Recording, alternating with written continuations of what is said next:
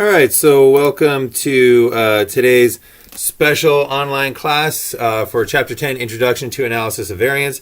So this is the last class that we'll need in order to catch up due to the medical leave.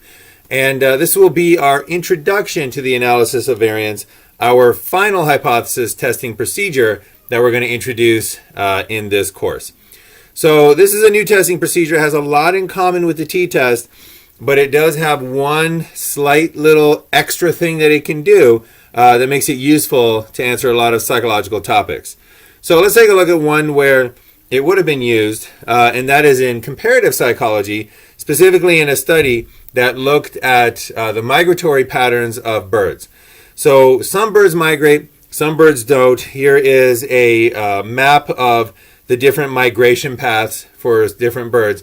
So you can see that some birds, like the Arctic tern, they are the red line, and they literally go from way up north all the way down to Antarctica. And this is a harrowing journey. It's difficult, it's hard, and they are one of the longest, if not the longest, migratory birds. Other birds, on the other hand, don't migrate, and they are fully capable of surviving in a winter environment. So they're fully capable of either finding or storing food so that they don't migrate to warmer climates, don't put their bodies through that, don't go through that very difficult migration. So the question that psychologists wanted to ask is, why do some birds migrate and some birds don't? Why is this weird behavior of migration being done by some birds, but it's not being done by other birds? And this was done in a study by Saul et al. And what they investigated was whether brain size had anything to do with why a bird migrated. So they took a look at the brain sizes, and their hypothesis that they were testing was the idea that maybe birds that don't migrate are just highly intelligent birds. They have good foraging strategies, they have advanced memory abilities so they can remember the thousands of locations where they've hidden their food. They just have higher intelligence and are able to survive in a winter environment. Whereas birds that do migrate have lower intelligence, lower brain sizes, and therefore their only tactic for survival is to go through that large migration.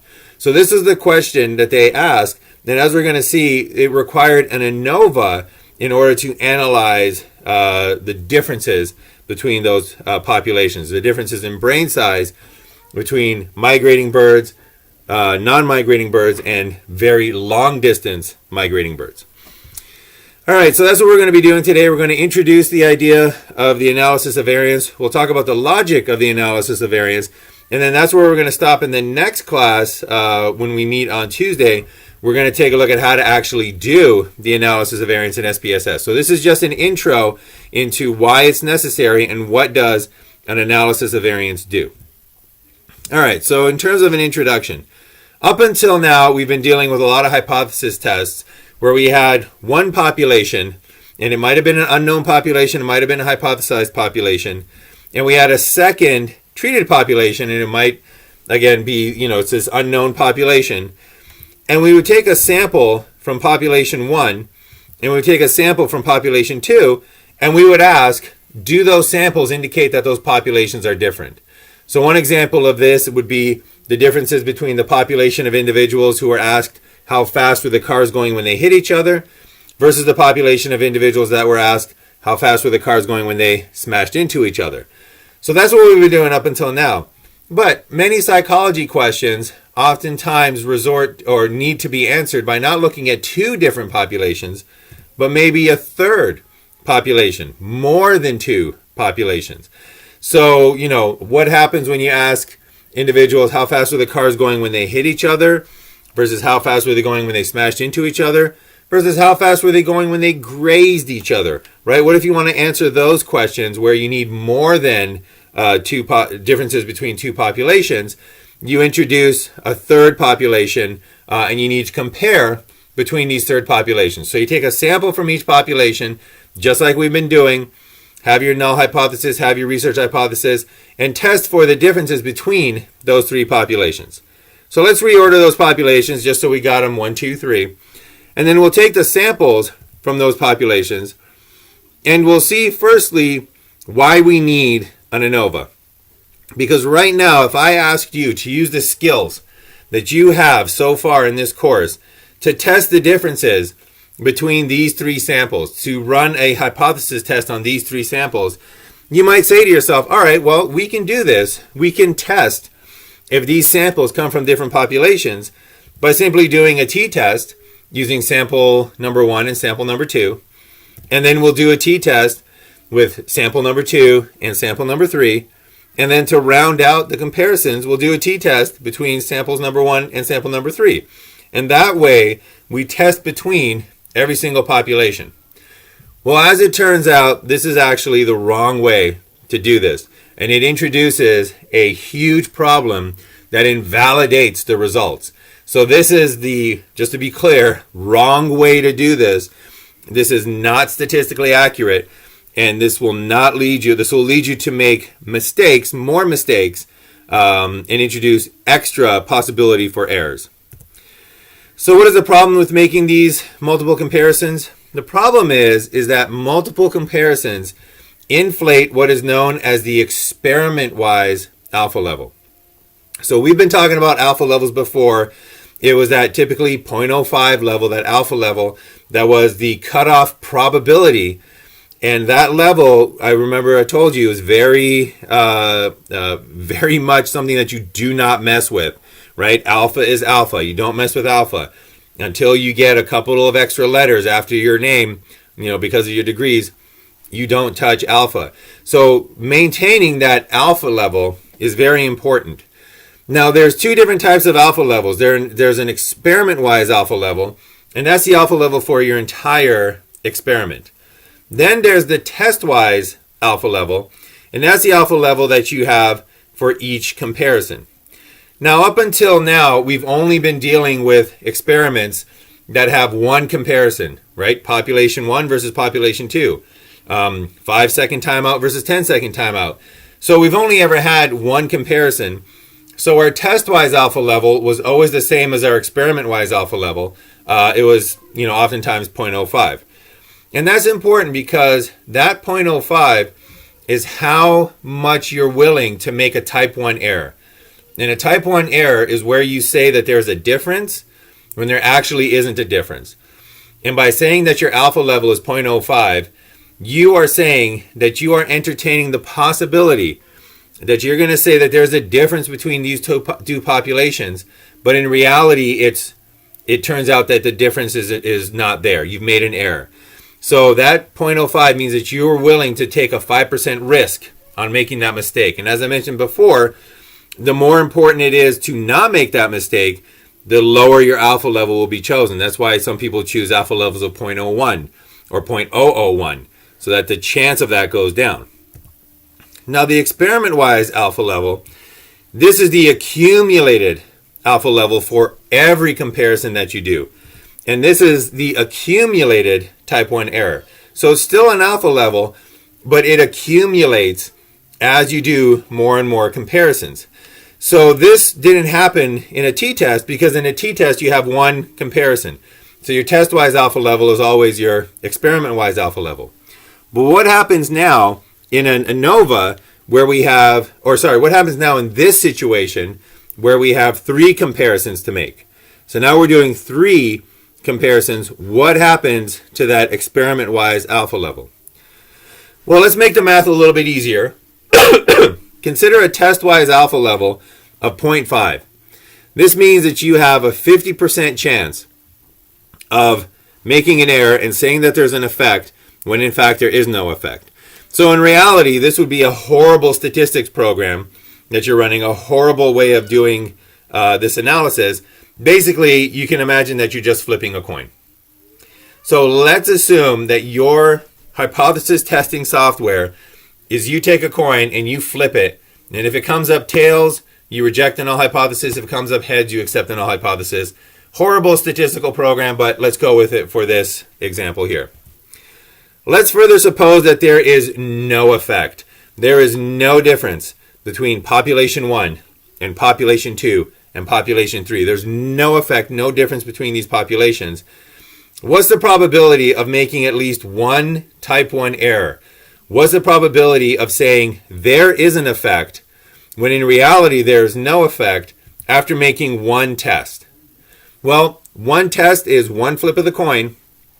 So again, if the coin comes up heads, we accept the null hypothesis. If it comes up tails, we accept the research hypothesis. We make that type 1 error. And as you can see in this case, we got a 50-50 chance of making that type 1 error. So after one test, the chances of us making at least one type 1 error is the chances of flipping that coin, coming up tails, is 50%. What happens after two tests? Well, the experiment-wise error accumulates. So we already have a 50% chance of making that type 1 error in the first test, but now we also have a 50% chance of making that type 1 error in the second test as well. So the chance that we're going to make at least one type 1 error is the chance of flipping a coin twice and getting at least one heads. And that's a 75% chance. It's not 50 anymore. That error has accumulated. That potential for an error has accumulated because you can flip a tail in the first one, heads in the second one, you've made an error. You can flip heads in the first, tails in the second, you made an error. Or you can flip tails and you made an error. 3 times out of 4, you're going to make at least one error, 75% chance. And this gets even worse when we extend it to 3 tests. So once again, now we have 3 tests, 50% chance of making an error for each test, but that accumulated experiment-wise error rate now inflates to 87.5%. So this is a big problem because we wanted our alpha level to be 50%. We wanted only a 50% chance of making a type 1 error, but now because we've done multiple tests in the same experiment, we have inflated that experiment-wise error level up until 87.5%. So that's a rather contrived example because we used 50%. Let's use an alpha level that is closer or exactly what we normally use, 0.05. So let's say that, just again for illustration purposes, we're flipping a coin, but this time it's a really unfair coin. It comes up heads 19 out of 20 times. It comes up tails once every 20 times. All right, so a super unfair coin. Suppose again that there is no effect, no difference between populations 1, 2, and 3. What is the probability of making at least one type 1 error after one test? So again, the probability in this case is the probability of flipping a tail, which we said was 5%. So after making one test, you want an alpha level of 0.05. You get an alpha level of 0.05. You have a 5% chance of making a type 1 error. However, we are not doing one test in this case. We're doing 3 tests. And the second test, again, introduces another 5% chance of making that type 1 error. So now you got 2 shots at making a type 1 error, once for each test, and your experiment-wise chance of making at least one error has now ballooned to 9.75%. And when we add that third test, it gets even worse, where by adding that third test, now the experiment-wise error rate has ballooned to 14.3%. So it's almost 3 times what our accepted level of error was. It's almost 3 times what our accepted level of risk was, and this is a big no-no. And this is something that leads to many errors being made if you use these multiple comparisons. So one example of this, just to give you a sort of real psychology example of this, this was a study that was criticized for doing just this error, for using these multiple comparisons. And it was an analysis of the Minnesota Multiphasic Personality Inventory profiles for 40 college-educated overt male homosexuals. So this was done in 1964, and they wanted to see if homosexuality was correlated with any Minnesota Multiphasic Personality Inventories. So that MMPI is a personality test that breaks down your personality into a number of different categories, and they wanted to see if homosexual males differed from heterosexual males in any one of those categories. So these are the categories here. And as you can see, they did find statistical significance using a t-test in the PD, MF, SC, and MA components of the MMPI. The trouble with this was that they did multiple comparisons. So they ran a t-test for every single one of these scales, and what that did was it accumulated the experiment-wise error. So you saw how high our error got after just 3 comparisons. Here they had 1, 2, 3, 4, 5, 6, 7, 8, 9, 10, 11, 12, 13 comparisons, and they found 4 differences. Now, are those 4 differences true psychological differences, or was the chance of finding a difference when a difference did not exist inflated so much that these are just chance occurrences? They look like they're significant, but they're definitely a part of an experiment-wise inflated error rate. So just so that you know, the areas that they found, that they supposedly found evidence of a difference between homosexuals and heterosexuals was in psychopathic deviant, so conflict, struggle, anger, or respect for society's rules. Masculinity, femininity, that is the only one that I think has been found in follow-up studies. But they also found that homosexuals had more schizophrenia, odd thinking, social alienation, more hypomania, levels of excitability. And again, this study was highly criticized because these differences might have been due just to chance, just to errors, because that multiple comparisons inflated their experiment-wise alpha rate. So in psychology, we're going to want to do these multiple comparisons. That's part of the interesting parts about psychology. Usually there's not just 2 conditions to compare. Sometimes we want to compare multiple conditions. But how do we do it correctly so that we don't inflate that experiment-wise alpha level? Well, that is where the ANOVA is going to come in.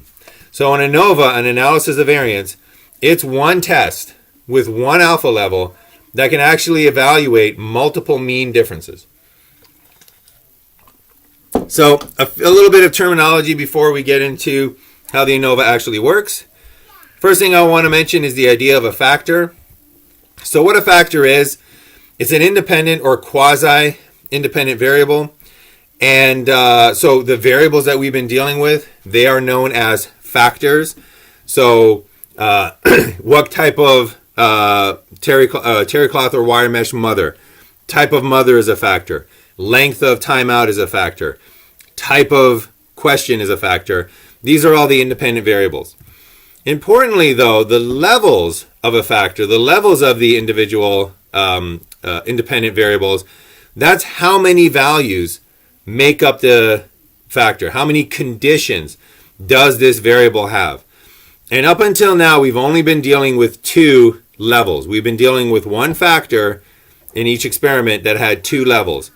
So again, in Harlow's experiment on infant attachment, we had one factor. The only thing we tested was the effect of the type of mother on the time that the infant spent. We only had 2 levels. We had a wire mesh mother versus a terry cloth mother. And one factor with 2 levels means that you can do a t-test, and it's the correct test to do. Same thing with other examples. So here we have when people learn a new task, their performance improves when they are tested the next day, but only if they get at least 6 hours of sleep. The following data demonstrates this phenomenon. The participants learned a visual discrimination task on one day and then were tested on the task the following day. Half of the participants were allowed to have at least 6 hours of sleep, and the other half were kept awake all night.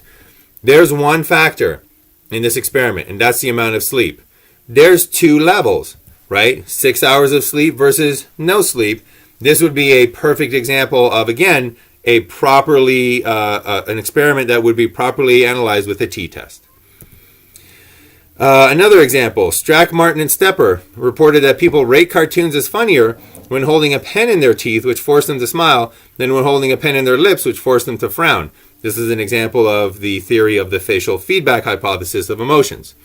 A researcher attempted to replicate this result using a sample of 16 adults between the ages of 40 and 45. For each person, the researcher recorded the difference between the rating obtained while smiling and the rating obtained while frowning. So 16 individuals measured twice. That's a t-test. That's a dependent means t-test. But notice that there's only one independent variable being tested, and that's facial expression, then there's only two levels, whether you're smiling or whether you're frowning. So this would be another instance of a hypothesis test that requires a t-test. But let's say that as psychologists, we want to go further. We want to ask more questions about this facial feedback hypothesis. And we want to investigate whether this effect of facial expressions also works with children versus young adults versus older adults. Is this something that might develop over the lifespan?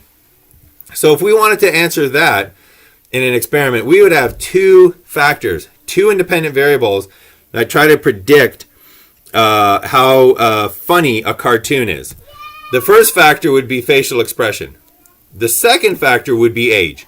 So we're looking at the effects of facial expression and age on how funny do you think a cartoon is. And factor A, the independent factor of facial expression, has two levels. It's got smiling or frowning. Factor B, the independent variable of age, has three levels. It's got children versus adults versus old adults. And as soon as you go to either two variables, or if one of your variables has more than two levels, you need to do an ANOVA. So there's a variety of different ANOVAs for different situations. This is your introduction to statistics. So we're only going to consider single factor independent measures designs for ANOVAs. So it's a single factor independent measures, much like an independent means t-test, different samples. And it's only going to have one independent variable, but it can have as many levels as you want. So 3 all the way up to as many as you like. So in this case, we're going to have to come up with a few new concepts, a few new ways of doing things, and one of them has to do with the hypothesis. So we are still going to have a null and a research hypothesis, but we have to modify them a little bit. And the null hypothesis now becomes that there is no difference in the mean between any of the populations. So the mean of population 1, and this is the way that it's written out, the mean of population 1 is equal to the mean of population 2, which is equal to the mean of population 3, which is equal to the mean of population 4, which is equal to the mean of population 5, which is equal to the mean of population 482, which is equal to the mean of as many populations as you want up until your final K population. That's the null hypothesis, that all the populations are the same. The research hypothesis has to cover every other possibility.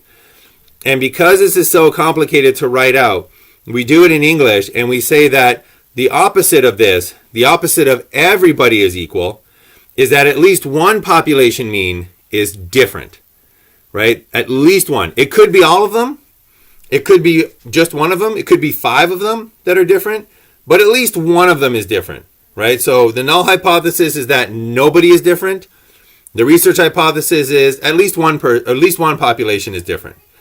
To write this out mathematically would be extremely difficult because you would have to write out that maybe population 1 doesn't equal population 2, and or population 1 doesn't equal population 3, and or population 1 doesn't equal population 4, and or population 1 doesn't equal population 5, and or population 1 doesn't equal all the way up to your final population. And then you get to start on population 2. Population 2 doesn't equal population 3. And or population 2 doesn't equal population 4. And you can see it's just too complicated to do. So for the null hypothesis, all the population means are equal. For the research hypothesis, at least one population mean is different from the other, from another one, and we just write that out with an English sentence. All right. And we also have a test statistic for ANOVAs. And much like a t-statistic, we have a new statistic. And much like a t-statistic, it takes what you've obtained and then it divides it by what you would have expected to get from the experiment. So your t-statistic was your obtained difference between your two sample means. So the difference between how fast were they going when they hit versus how fast were they going when they smashed into, divided by the standard error, the standard deviation, which is your expected difference, right? Is the expected amount of difference that you would have gotten just because you've been randomly taking samples out of the population. So it's what you got divided by what you would have expected. ANOVAs use the same idea, but instead of the means and the expected differences, we use variances and the expected variance. So in this case, it's an F statistic, F for Fisher, and he developed this system where you take a look at the variances or the differences that you actually get between sample means, and then you divide that by the expected variance, the variance you would have expected if their populations did not differ. And that is your F statistic. So much like a T statistic, what you expect, what you got divided by what you expected, but now it's variance divided by expected variance. So the last thing we got to do is take a look at where this variance comes from. So we have our three populations. From those three populations, we get our three samples. That's all that we have to analyze. So we're going to take a look at our three samples. So let's say that the sample number 1 has 5 subjects in it, and there are the raw scores for those 5 subjects. Sample number 2 has another 5 subjects, different 5 subjects.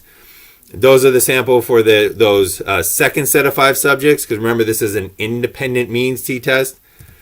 Sample number 3, another 5 different subjects. So those are the raw scores for that particular sample. So now we're going to take a look at the ANOVA, the analysis of variance, and we're going to ask, well, what variance are we analyzing?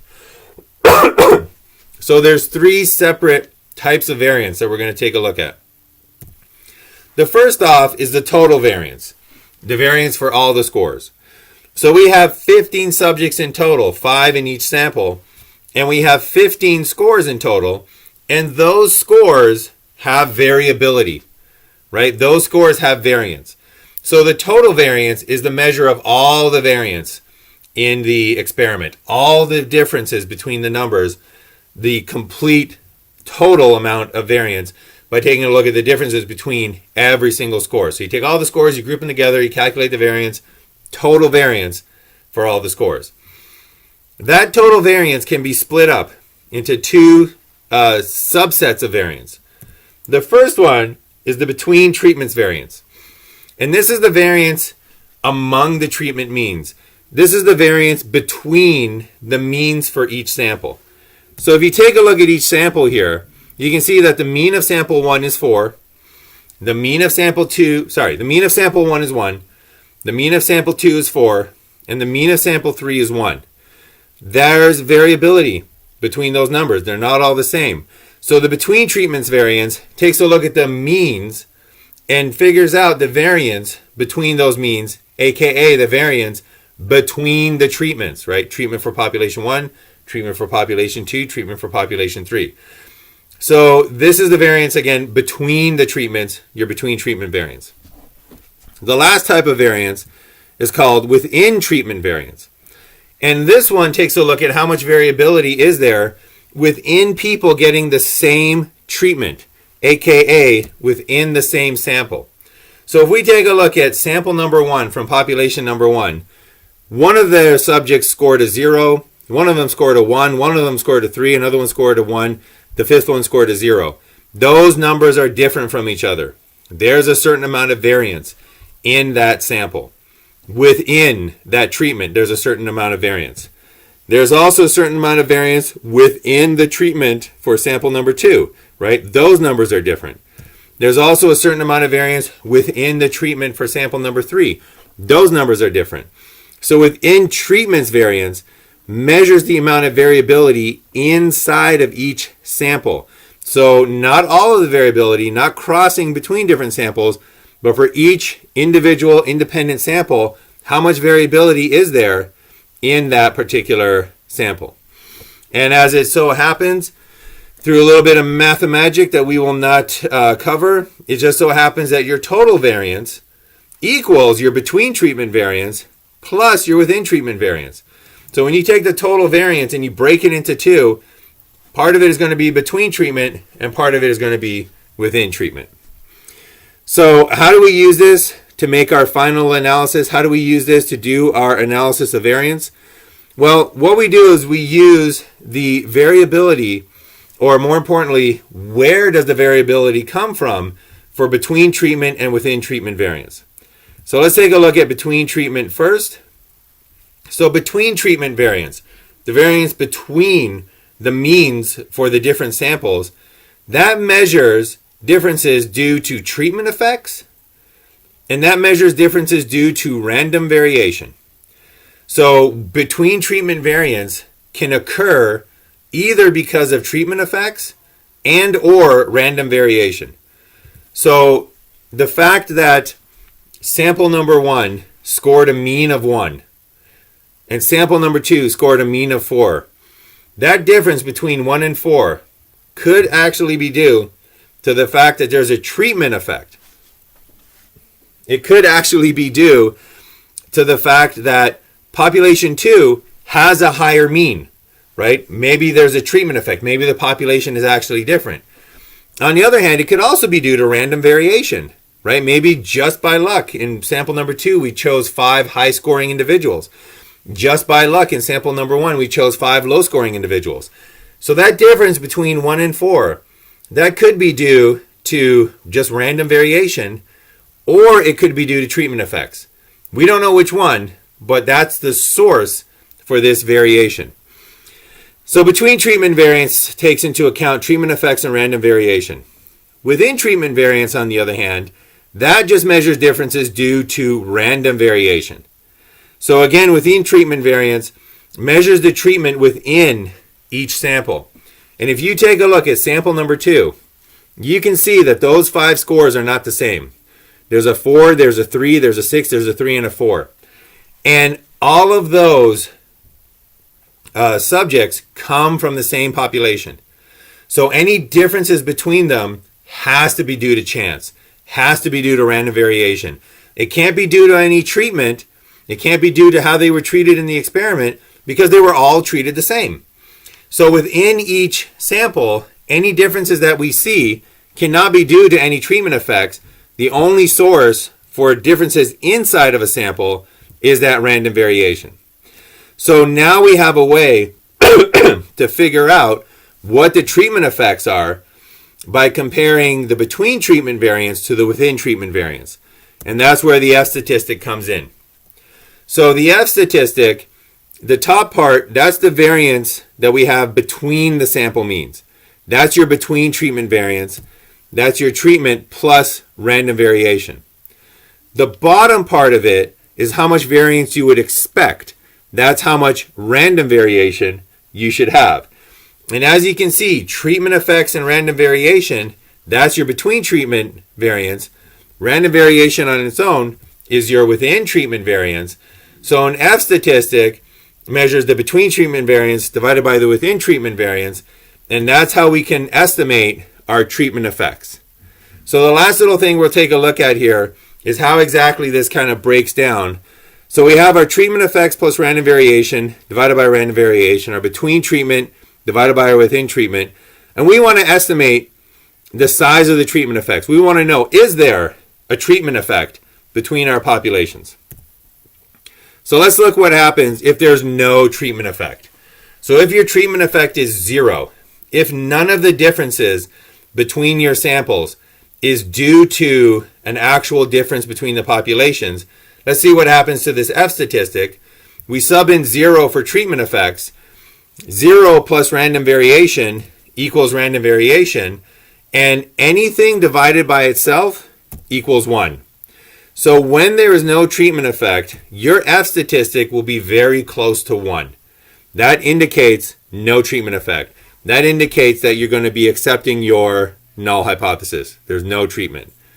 On the other hand, if there is a treatment effect, then we'll sub in a value of X for that treatment effect. So F equals treatment effects plus random variation divided by random variation. Let's sub in X. X is greater than 0 for that random variation. A little bit of algebra here. We have X divided by random variation plus random variation divided by random variation. We just split that up. Remember from what we just discussed, random variation divided by random variation equals 1. So this equation, if X is greater than 0, we have something plus 1, which means that if your F statistic is greater than 1, that's an indication to accept the research hypothesis and reject the null hypothesis. So that's the logic behind the analysis of a variance. That is your F statistic. And just to draw the parallel one more time to the T statistic, your F statistic has a distribution. It looks like this. It's not symmetrical. It's skewed to the right, but it has a distribution, and we're going to use it the same way we've used all our other comparison distributions. We're going to take this area of this distribution. We're going to identify a tail zone where we have our alpha in the tail.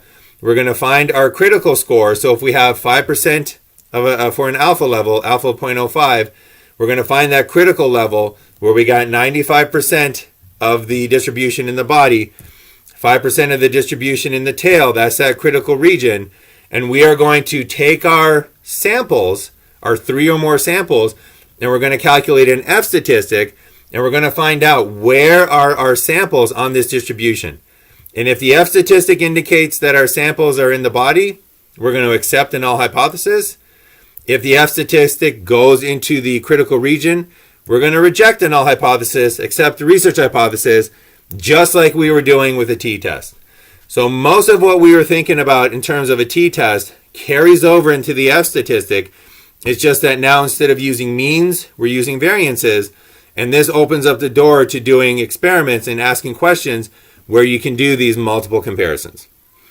All right, so that's the introduction to the t-test. Thanks for joining me today. On Tuesday when we meet next, we're going to take a look at how to do this in SPSS. And we'll also be taking up the exam at that time. So I hope to see you then. And other than that, thanks for joining me, and I will see you soon.